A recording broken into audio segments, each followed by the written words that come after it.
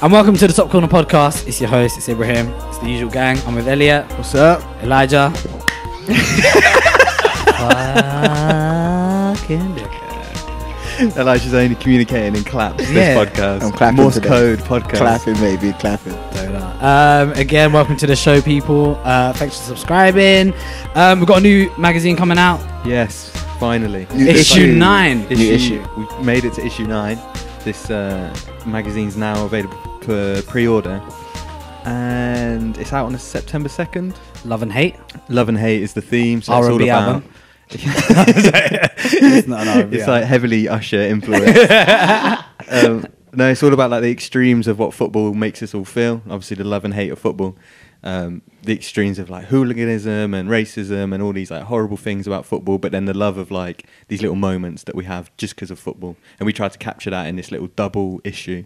Yeah, that's great. It's hard to explain it like in a sentence that like it's got 2 covers either side. Go on Instagram. And it flips, and you can read it both ways, and no one understands the concept. Let's plug the until you see Instagram it. right now. The cover and the front cover and the back cover. Yeah, it's all there. It's on Instagram. Top Corner Mag on Instagram. Yeah, and it's going to be in some stockists as well. So Great. that'll be on our website. We'll keep people informed. You and want to stuff. throw some names out there? No, I maybe? think it's still secret because are I've not they? had them confirmed Oh, until I've had the no invoice final signed off. Alright, cool. We ain't I don't collecting want no to start checks yet. bragging anything.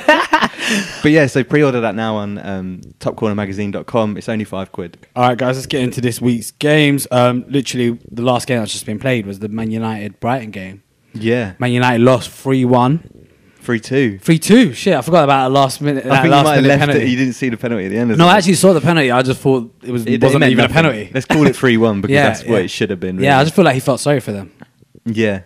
But yeah, good game. Love Brighton's performance, man. That was so intense. It was, yeah. Closing them down, no respect. Amazing. It did not look like Man United should be the better team. It looked like 2 similar teams having a good game of football. Yeah. Which is so depressing if you're a Man United fan, because that's not what you want to be. You want to be... If you lose 3-2 to Brighton, you would hope it was like, oh, we had 30 shots and we just couldn't... And we had all this bad luck and it just wasn't the case. Brighton were just a better team in every aspect of the game. Absolutely. At every moment in the game. Just work rate. Their work rate was incredible. Closing them down all the time. Pressure on the ball. Just forcing Man United into mistakes. Like having like a quarterback like Pogba, he just looks like he has no one to get the ball to. It's so sad for them. He was a mix of... There was no one showing for him and there was no one showing really for Man U, not just for Pogba. There was no one showing for the ball, but also Brighton were just on every player so much. It looked like there was 2 players spare to attack the ball every time, which it just mathematically doesn't make sense. But it's just the way they played was just so effective. And that's an effective press as well. Like every single player knowing that they have to press. It's not like one player doing it at a time. It's like as a every team. single player as a team pressing. It's amazing. It was amazing. And I've said it. We said it at the beginning of the season. There's going to be a Mourinho meltdown. It's coming. He will not be there next season. He was eerily calm in his post-match interview, like he was hiding something. That reporter tried to make Mourinho slip up. He asked him about individual errors. Mourinho was like, "I'm not doing this. I'm not doing this. You're not catching me today. Not today. Catch me at Old Trafford though. Man, you might have a chance at Old Trafford." But I feel like I didn't watch the match. Unfortunately, I was busy sleeping. Like most Man United fans, I was busy sleeping during the match. But what I will say about Brighton is that even last season they built a fortress there. Arsenal went there, lost. Man City went there, struggled to beat them. They only beat them 2-0, and that was like in the last couple of minutes of the match. Chris Hughton knows how to get the best out of his Brighton teams, especially for the big games against the big teams. So this doesn't come as a shock to me, and they beat Man United last season as well, didn't they? Beat them 2-0. Yeah. So it doesn't come as a shock to me. So well done to Brighton and well done to a man like Chris. United used to have that like aura about them that everyone would just be nervous to play against them. Whereas you compare it to like Manchester City now, that like, what do? No team know how to play against them, and you've already lost before you've even started the game. Where United are so far from being that team. Yeah, that's psychological, like scaring people psychologically. Fergie, from one side of Man United to the other side of Manchester. But I feel like every team has their period. Arsenal had that period for a little while. Man United had that period. Chelsea had that period for a little while. No, but I mean, like Man United has. But they've always been consistently. They've been consistently but scared teams. I don't feel like you're gonna I don't know. It depends on how long Pep's there for, innit? Because if Pep doesn't stay there for that long, for example, if he leaves next season, how long is his contract? 3 years? Or have they extended it? No idea. So if he leaves, for example, that fair factor might, like I feel like at some point it'll wear down. I don't think we're ever gonna see like a Man United for like how they had it for like 18 years. Yeah, You're not gonna see that again. You know, it's gonna ebb and flow for different teams. Definitely got that at this moment in time. Like who, Man City? Yeah, But I should have that. I think them and Liverpool have that because I think Liverpool team. I'd say Liverpool have got. I think Liverpool team. Liverpool got like a psychological like. I think more so than United do. I think Man United completely lost it. Teams play United and think we can get something. Yeah, I think teams are going in against Liverpool thinking this could be crazy. This could be crazy, man. We could win. Be a crazy scoreline. Yeah, it's gonna be a crazy scoreline, and they probably will end up effing us up. You know. Yeah. What I found quite interesting is like, well, one thing I think is amazing is that this new transfer window where now that they've lost this game, I feel like Mourinho would have gone on the offensive and been like, "Yo, I need players now. Please go out." What's that guy's name? Is it Woodward? Ed Woodward or something? Yeah. Like he would have like had a go and said, "See what I've got tonight. See what I've got to deal with. Now go get me some players." And that's not even available. Like he cannot do that. That's so like I watched the game with Adam Sharrett of Top Corner magazine. He's the creative director, and he said exactly the same thing. He said this performance was like a Jose Mourinho uses his players to like show that I haven't got enough. I need, and it was like he played Bailly and Lindelof almost as like sacrificial lambs of like, look, I need another centre back, but you can't go and sign another centre back. This is all you've got. Yeah. But it seemed like one of those early performances that he did like trying to prove a point. Exactly. Eric Bailly was just. I like him though. I like him. Maybe just had an odd game. Lindelof, I don't rate at the moment. Bailly was unfairly criticised a lot of the time, and they were saying, they got no centre backs, and I kept thinking, but Bailly's a good player.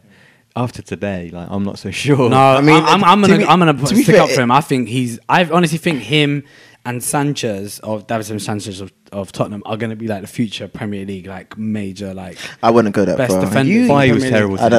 He wasn't great, but I think the amount of pressure that they had on them from Brighton players and his options and the choices that he made, but he's got Lindelof next to him. I don't understand why Smalling isn't ahead of Lindelof. Yeah, I was asking. Like Smalling isn't great. Don't get me wrong, but he's quite experienced in the Premier League, and but he's so suspect as well. Is he more suspect than Lindelof? No.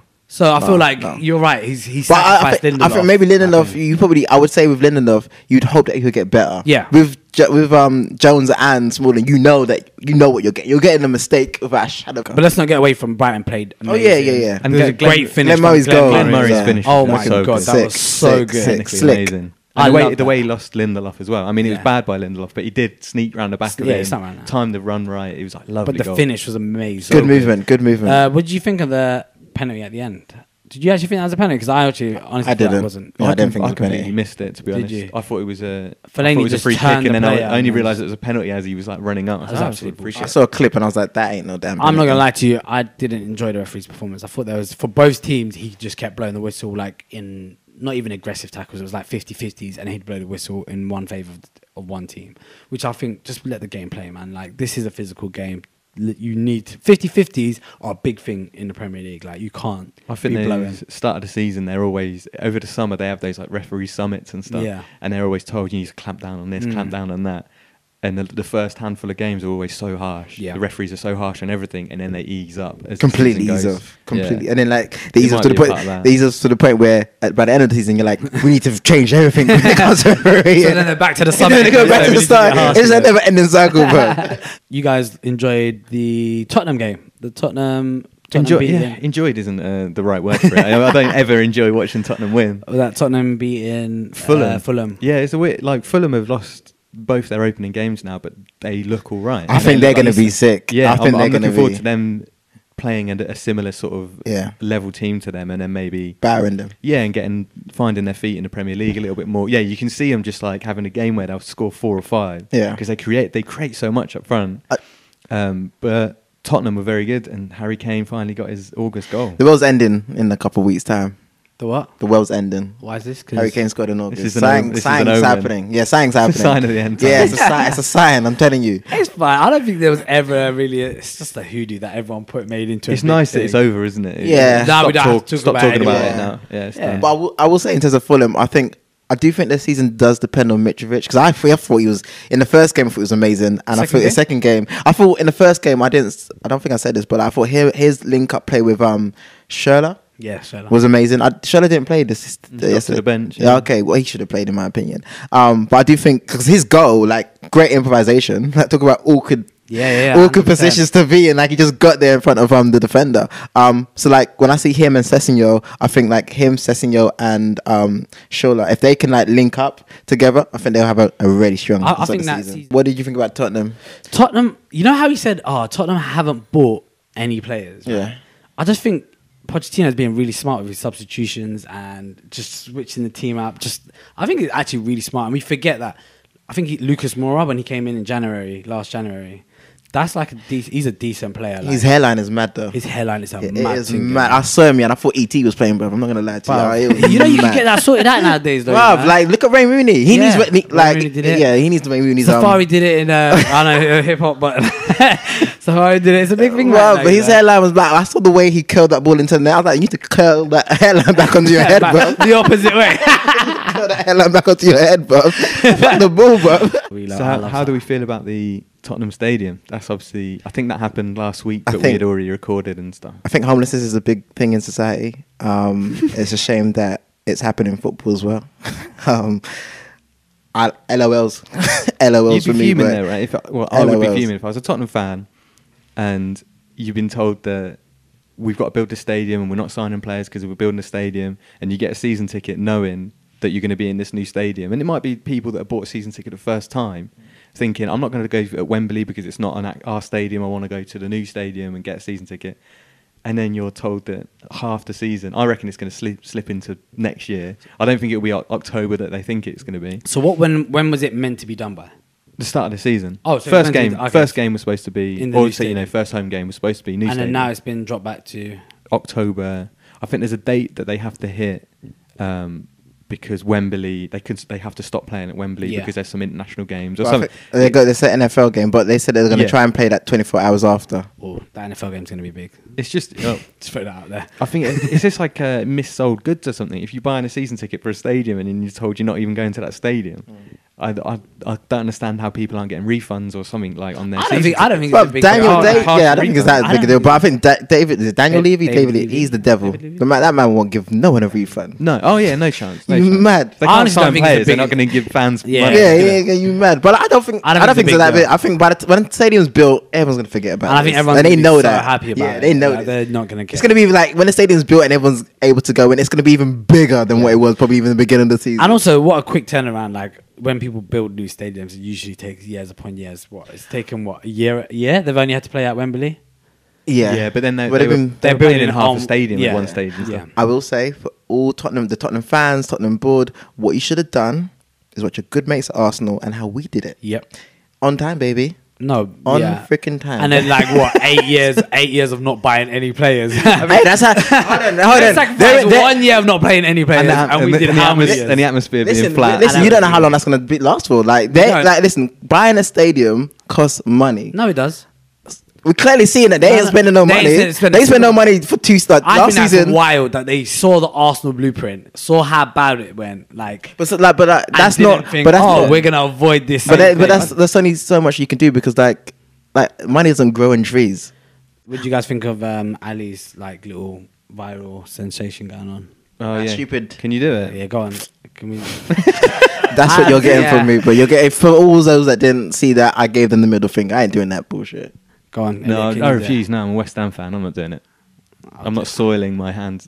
There you go. Oh, nice, very good. Thanks. I've been I have practicing. actually tried, and I was like, oh, this is Yeah, I'm only vexed 'cause I've been trying in my bedroom for so long. For the last few weeks. I've been like, I saw Pochettino doing it, and I actually slowed down the video to see how the hell he changed it. Yeah. How does he do that? How does I he mean, do Dele Alli is so smart at marketing himself. Oh he's man, he fucking sick. knows. Him and Lingard He are knows. like They are- full on marketing like machines. I don't know where it is, man. He's having meetings with his agent and stuff like, What am I doing next? all testing out handshakes and testing Yeah. out hand movements. Of just like, hang on, do that again. He's like, That's it, He's that's like, it. Son's not around at the moment. He's at the Asian World Cup. I don't have no handshakes to go around. So let me just do our own celebration by myself or something. On to the next game, Elijah. Arsenal versus Arsenal, Chelsea Chelsea versus Arsenal. Best game of the weekend. Game that clearly showed that neither team wanted to defend. Nope. Neither team wanted to defend. I bro. think this weekend showed that, like, or the weekend that defending forgot or something. Every team has just been shocking at the back. Crazy. As an Arsenal fan watching that, I mean, first thing first, like, where was the defense? Like, I don't know why we play such a high line against Chelsea with all their fast Willian and freaking Pedro. They must have been thinking Christmas has come early. Honestly, like, I looked at it and I looked at kind of like Bellerin and Monreal, and then you have Mustafi and Socrates. Bro, I just thought to myself, it's just a recipe for disaster. For us to press them in the way that we did, we didn't press them hard enough or fast enough, Or as a team. So therefore, like, the way Chelsea played in the first half an hour, like, people said that we were bad against City. I think Chelsea made us look even worse. No, they definitely did. I can't tell you how many, like, over the top balls William Pedro got, and it was just, I was just like, really, like, this is really happening. I think they went 2-0 up so easily that They thought it was one. Yeah, and they did step off a little bit of just like that kind of let's develop into possession football or whatever. But the positive for Arsenal is that when you've got the ball, you still do look very good. You could have had 4 or 5 in that first half from Aubameyang misses and Mkhitaryan misses, but there were so many chances because Chelsea defended just as poorly as Arsenal did. In a different way, they were just like dropping so far back and they weren't tracking the late man into the box. So I think there was something for Arsenal to see. I think the 3-2 made it look better than it was. I thought Arsenal were the worst of the two teams. But don't you think and that I think Chelsea Arsenal had the better chances out of the two teams? Yeah, you could say that. But then I think second half we didn't play. Yeah. We didn't play. You just caution Chelsea. Yeah. Hazard changed the game when he come on. Yeah. Lacazette losing that, but playing that pass back. That was stupid. It wasn't the pass back. It was the effort. Yeah, the pass back was stupid, innit? But like when Hazard left you, like he left you on a date. Yeah, it was mad. Man just sidestepped, and you were like, and I didn't like. It's like he kind of ran to go after Hazard for. I'm like, what the fuck am I doing running back, bro? That's not my job. I was like, no, like, you lost the ball. He sidestepped you, walked past you. You better clamp him, take him out. And well, we saw the end result for that. Making a mistake is fine. It's well, you know, in a lot of ways, making a mistake is fine. It's how you recover from it. Yeah. You know, in life and in football. When a player, if you're in the stands and you're watching that game, like seeing a player not try and rectify a mistake is the most frustrating thing. Especially when you know that player thinks that he should be starting. Yeah. Like, but if you're on the bench, like you got a new manager he's demanding excellence. So like for you to do what you just did, like surely in your head you must be thinking, I need to make sure that whatever the mistakes I do make, I've got to recover, make sure that the team doesn't get punished for the mistakes I made. And like I saw that, I was just like, yo, that energy isn't good. I didn't like that. But you know, the result isn't down to him; it's down to the team as a whole. The team just didn't play good defensively. But like Chelsea, Ross Barkley, I like him. It's crazy. I like him a lot. Based on manager. I like him a lot. Suddenly, Ross Barkley is starting Premier League games. I like him a lot, Everton fans. Not thank you, but like I like him a lot. He's looking good in that blue shirt. It's crazy that Bakayoko was like who Conte favoured, and then Bakayoko, like Sarri knew straight away Bakayoko's going out on loan to AC Milan, and Barkley's coming in. I'm not down for it. Like, he looks good. It's good. He's having that resurgence that Victor Moses had under Conte or something, just like picking this obscure player, like, oh, he's really good, but no one has noticed it. Obviously we knew Barkley had potential for years and years and years. He's always been potential. It's only one game that he's had a good game, but he looked very good. I was like excited to see it because he plays in that position for England that is like our weakest position, that sort of centre of midfield, attacking midfield kind of area. Hopefully he like kicks on and keeps going. Yeah, let's not forget he was playing against Arsenal like a shit. No, but like he played good. He played good. He played good last week as well. And I've seen him in pre-season. He's been playing good consistently. I think we're going to see a different. Yeah, like a different. Like we're going to see Ross Barkley that we saw at Everton, but like playing for a better team, we're always going to have more chances, and he ain't going to have like. You're not worried that once Cesc is fit that he'll just be swapped back. Cesc who? You got like Hazard on the bench, and there's players. Yeah, Chelsea still aren't to their full strength fitness wise, so I don't know if. Well, Barkley's doing the best he can possibly do, so if he's playing as well as he can now, maybe he does keep his spot. At least he's doing that. Yeah. But I'm not sure he'll keep his space. I think he will. I don't think Cesc is going to. I think obviously he will rotate, of course, but I don't see Cesc just walking into the squad like that. I like Sarri as well, actually. I think he's a good manager. Who was it that was saying that he's going to have a shit? Was it? I didn't say he's going to have a shit season. You said something about him though. I said I don't. Him a little bit. No, I said I don't know whether he's good Up enough to the Premier League. Well, to win the Premier League. That's what they want in it. They want someone that's going to win. I don't know if he's going to win the Premier League, to be honest with you, in his time there. I'm not sure about his giant T-shirt. And did he not have a pack of cigarettes while he was on the match? Like, I don't know. Did he? I don't know. On like Sports Bible, they had there was like pictures of him like waving around, like his hand around, and like in his hand, it looked like he had a box of cigarettes in his hand. Edited that in. It looked pretty real, though. I'm not gonna lie to you. But I like him as a manager. I just didn't know whether he's the type of manager that's gonna win the Premier League. Okay. I don't see him getting Chelsea to City or Liverpool's level. All right, cool. Let's go to the second section of the pod. Yeah. We're going to follow the theme of the magazine, issue 9, Love and Hate. I want to celebrate the magazine coming out by being really negative, generally, about... We're going to sort of focus a little bit on the hate section of our magazine. And in particular, one of our writers, Chris Smith, wrote an amazing article about hate in football and generally hate in like modern society and how we sort of display hate at games and on Twitter and social media now, and why football is like such a platform for all this kind of weird low-level anger for a lot of people at the moment. It's a really amazing article, and buy the magazine just to read this article at least because it's fantastic. I wanted to ask you guys, because there's also another piece sort of just generally. Is there anything about football that you've been witnessing recently or just generally that you just hate? And it do you think is a worry for the future of the game or anything? VAR. Right. I was wondering how it's going to take into this season's podcast until you mentioned. See, I'll argue straight back at that. But go on. Do you actually? Is that your? Does that scare you looking into the future? Yeah, like I just feel like I want football to be. I want everyone to I want it to be a sport. I don't want it to be like a technical. Like I get elements of the game need to be technical, or technology needs to have an influence on different parts of the game. I don't mind goal line technology. That's just a given. Like if the ball crosses the net, it's a goal, innit? But like right and wrong about that. Yeah. But for me, VAR, I just don't like the fact that referees have to second guess themselves, number one. Number two, I don't like the fact that referees would just rely on VAR. You might just get a freaking robot to referee the match, in my opinion. I just feel like I like mistakes. Even when it happened to my team, I love that shit. It represents life. It's life, it's life. Football is life, my brother. Life. Sometimes shit don't go your way. It don't happen. Like it just take the L. Yeah, you gotta take it. You need to learn how to take. Come back next week. People that are living life, learn how to take the L. Learn how to take the L and keep it moving. Yeah. Keep it moving. I agree with you. I've missed it. I've missed VAR from World Cup. You've missed it? Yeah, not so much this weekend. I can't really think of much this weekend where I kept thinking about it. But the first weekend of football, there was like these odd decisions that weren't fair, or especially there was one in particular, an offside goal against West Ham.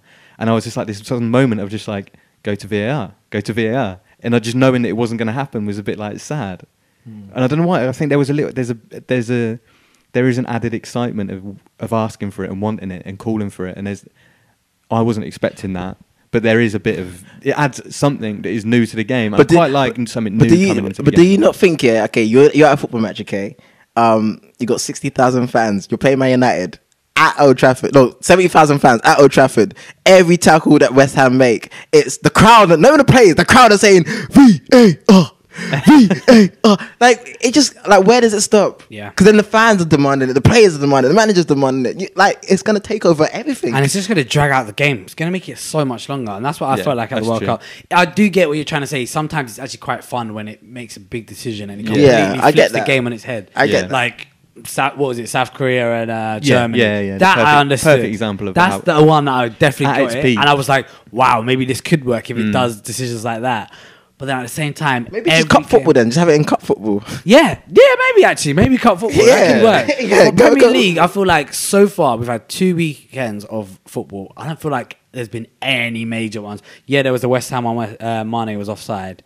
Yeah, but you guys were getting banged anyway. Let's not do that. We're getting banged. Well, we would have wasted 5 minutes sorting that out, yeah. But you guys still would have got banged. Elliot, let that never happen. Another goal in that extra 5 minutes. So I'm just like, we just leave it out. I think also Brighton probably today wouldn't have given away that Fellaini penalty or something like that. And I'm like, yeah, fair enough. Go on, Ibs. What do I hate? I just think the roughness of the game.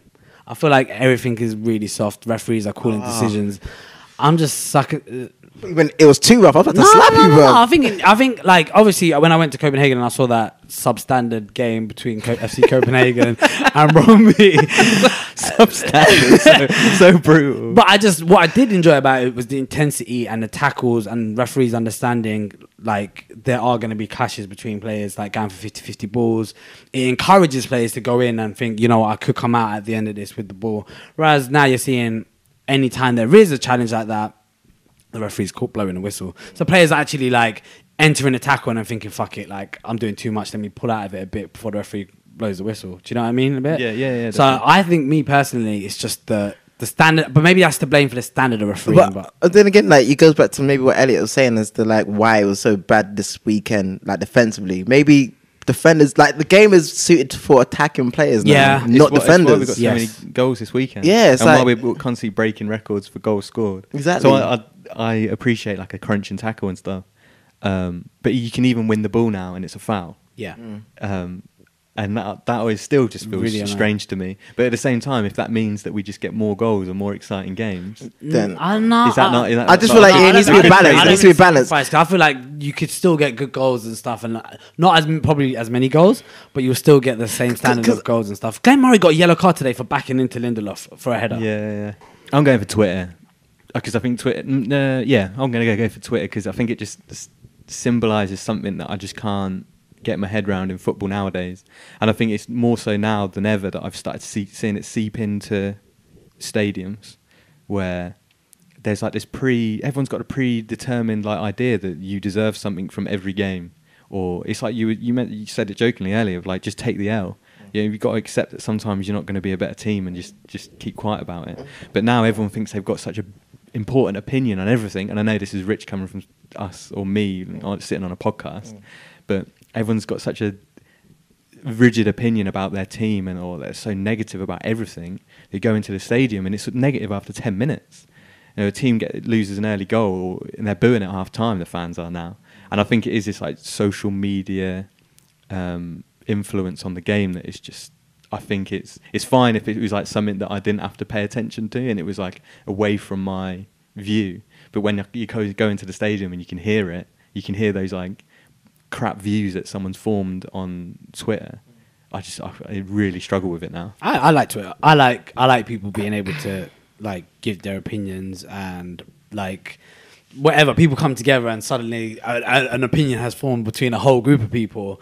I think that's fine. I think that's okay. I think also there's going to be dumbasses that find other people that share the same idea as them and then come to the stadium and probably express it. Yeah. But it's like life. In life, you have absolute morons who are targeted and then pick up this idea, but then express it. But the majority might not agree with them. But it's just another form of like football and life, like interaction. But then I think because it's online, it removes life from it because it's like this weird bastardization version of life because you're detached from it, right? So like if it used to be just you go to the game and there's that human element of like you're watching that player play, you're probably going to be easier on him. But if you can do it from the comfort of your sofa, and you're like, it's a hate campaign to on absolutely be brutal on people. I mean, for me, I think two things. I don't ever blame the platform because the platform is just a platform. I blame the people on the platform. So like for me, all I think is if these players weren't tweeting about it, they'll just be talking about it at the local pub or wherever they can. They'll be just voicing their opinions anyway. It just happens that they've got a platform where it's social media, like they can express their opinions to a whole number of people. So that's my first thing. The second thing is I do feel like sometimes it's easier to focus on the most outrageous thing said, not just the normal thing. Yeah, because I feel like most people on Twitter, like even if it's negative, it's cool, calm, constructive, even a bit pissed off, but it's still entertaining, negative or positive. And then you got like that maybe 5% that are really either racist, sexist, homophobic, whatever it is. You got that 5%, but because they're so outrageous, it's easy to just focus on what they're saying because it's so like, oh my god, you're not allowed to say that. You know what I'm trying to say. And I had another point, but I forgot. My actual truest hate of football is the media. I hate them. Like there's certain pundits that I love.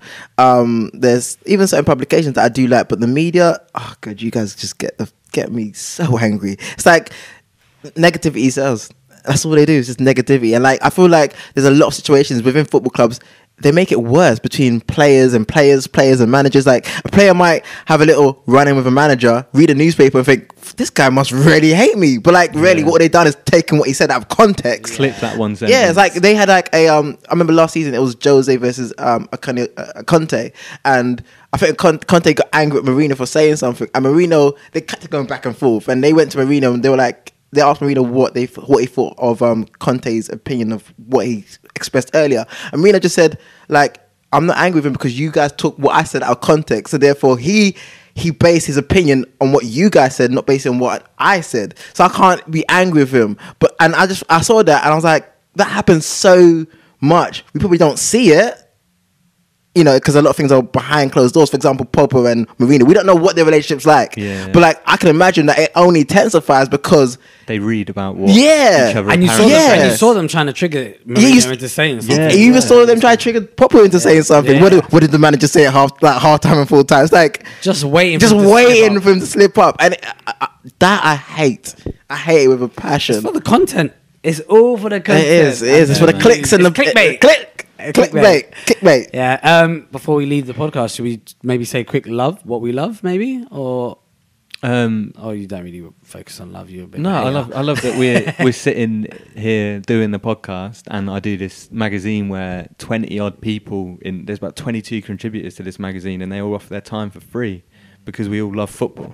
You know, and there's nothing else that I know that people embrace that closely, and people that.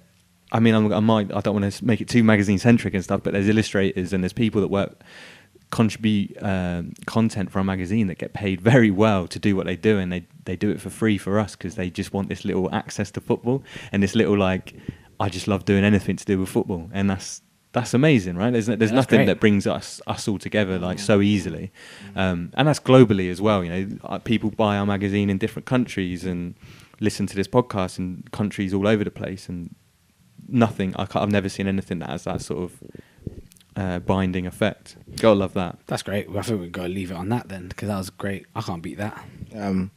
No, don't try and beat it, you dickhead. That was a sign. You just say, yeah, I can't beat it either. You love Hosteloo. I love Hosteloo. I love Everton. And you know what my greatest love is? My greatest love is Mike fucking Ashley. Fucking love you, mate. Sports Direct to the End sponsored this podcast. Oh, your sponsored post. Hold on. Thanks for something for this. Send some Mike, beer. you got me. Mike, you got